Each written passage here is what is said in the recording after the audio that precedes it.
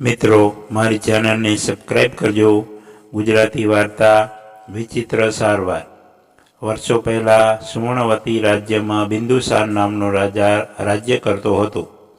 અચાનક નાની ઉંમરમાં જ તેના વાળ ખરવાના શરૂ થયા અને થોડા સમયમાં તે ટાઢિયો થઈ ગયો। રાજા બેચેન અને ચિંતાતુર થયો।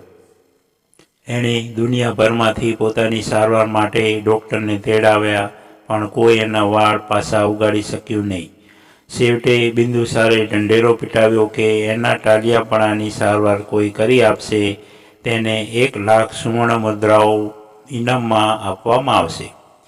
એક દિવસ એક ઘરડો માણસ રાજા પાસે આવ્યો અને પોતાની પાસે રાજાની સમસ્યાનો ઉપાય હોવાનું કહ્યું। એણે રાજાને દવાની બોટલ આપતા ચેતવણીના સૂરમાં કહ્યું, આ દવા દિવસમાં એક જ વાર લેવાની છે। તમારી સમસ્યા 1 જ મહિનામાં હલ થઈ જશે, પણ આ દવા લેવાના સમયે તમારે કેરી વિશે જરા પણ વિચાર કરવાનો નથી। જો કેરી વિશે વિચારશો તો આ દવાની અસર ખતમ થઈ જશે। રાજા ખુશ થઈ ગયા। એણે વિચાર્યું કે પોતાની સમસ્યાનો સહેલો ઉપાય મળી ગયો છે। એણે જમ્યા બાદ આ દવા લેવાનો પ્રયાસ કર્યો। એણે પેલા ઘરડા માણસના શબ્દો યાદ આવ્યા, આ દવા રોજ લેવાની છે, પણ કેરી વિશે વિચાર પણ કરવાનો નથી। રાજાને થયું, અરે રે, મારે જે યાદ જ ન હોતું કરવાનું એ જ વિચાર્યું।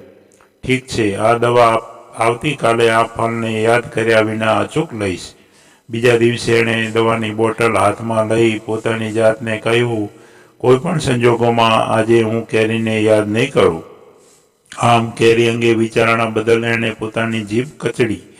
આ પ્રમાણે વારંવાર બન્યું। ગમે તેટલા સશક્ત પ્રયત્ન કરવા છતાં કાયમ દવા હાથમાં લેતા જ કેરી યાદ આવી જતી। કેરીના દ્રશ્ય એની નજરે આવી જ જતા। છેવટે રાજાએ આ બોટલ ફેંકી દીધી અને વિચાર્યું, હું ટાઢિયો છું તો શું થયું? આમ તો હું તંદુરસ્ત છું, એ જ પૂરતું છે। એને કદી ખ્યાલ પણ ન આવ્યો કે ઘરડા માણસે એને શક્તિની સાધારણ દવા જ આપી હતી। મિત્રો, બાળ વાર્તા પસંદ આવી હોય તો ચેનલને સબસ્ક્રાઈબ કરજો, શેર કરજો। ધન્યવાદ।